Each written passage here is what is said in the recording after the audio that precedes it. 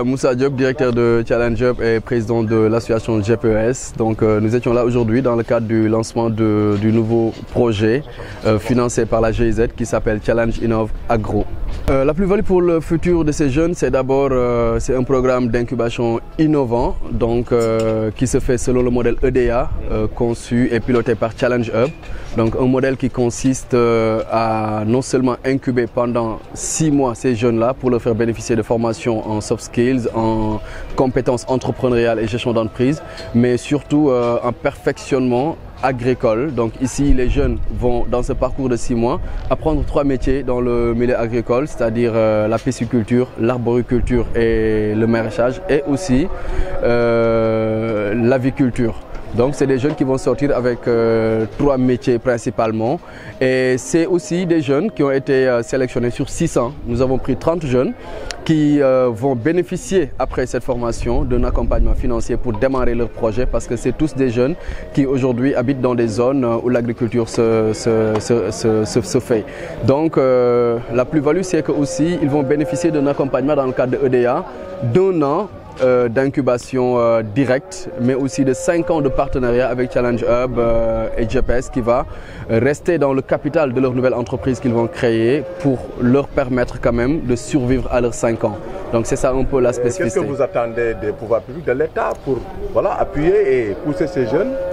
Les pouvoirs publics de l'État aujourd'hui, nous les attendons sur l'accompagnement par rapport déjà à comment dirais-je, au pilotage du modèle EDA.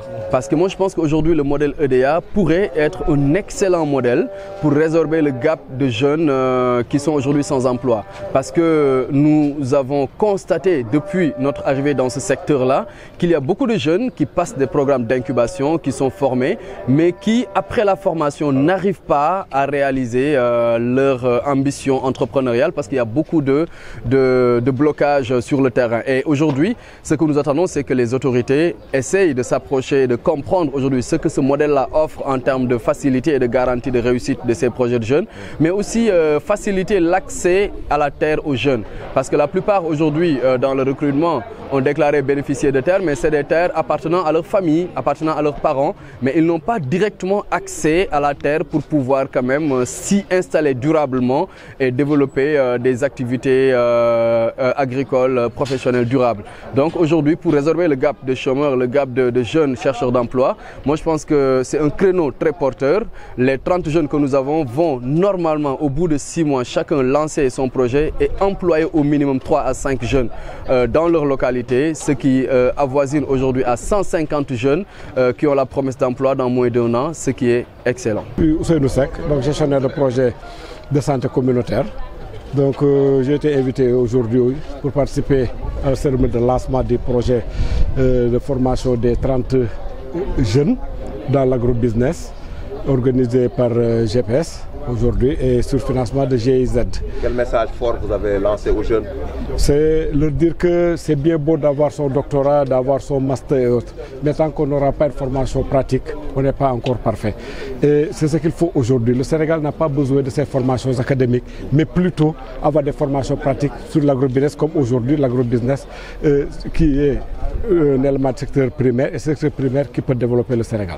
Donc je les invite fortement aujourd'hui à suivre cette formation avec une grande attention et qu'ils s'investissent pour que demain qu'ils puissent récolter les fruits de leur formation et contribuer au développement socio-économique du Sénégal. waaw tey jii dama ñëwoon ci woote boo xam ne GPS bi nga xam ne Moussa Diop moo ko jiite. Mafali Mbodj, chef d'antenne nord du programme Réussir au Sénégal de la GIZ, coopération allemande. Permettez, dans le cadre de Réussir au Sénégal. Oui. Permettez-moi de réexprimer toute la satisfaction du programme Réussir au Sénégal de la GIZ, coopération allemande, d'avoir participé à cette cérémonie qui consacre un peu le lancement officiel de notre partenariat avec Challenge Up pour une action qui est dédiée à la formation et à l'insertion de 30 jeunes Sénégalais dans le secteur agricole. Alors la GIZ étant une agence de coopération exécute l'essentiel de ses interventions à travers des collaborations avec des structures nationales.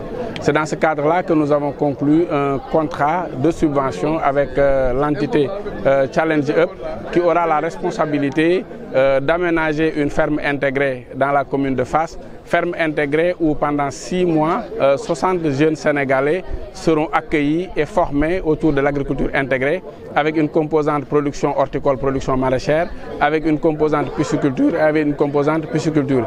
Et cette formation sera assortie d'un programme global d'accompagnement qui, à travers une collaboration avec les collectivités territoriales, permettra de faciliter l'accès des jeunes qui sont formés au foncier. Et en fin de formation, l'essentiel du travail sera de les accompagner à aménager leur périmètre individuel et de les accompagner à s'installer à leur propre compte et à développer des activités économiques agricoles en tant qu'auto-entrepreneurs. Donc voilà un peu le contexte de cette action aujourd'hui.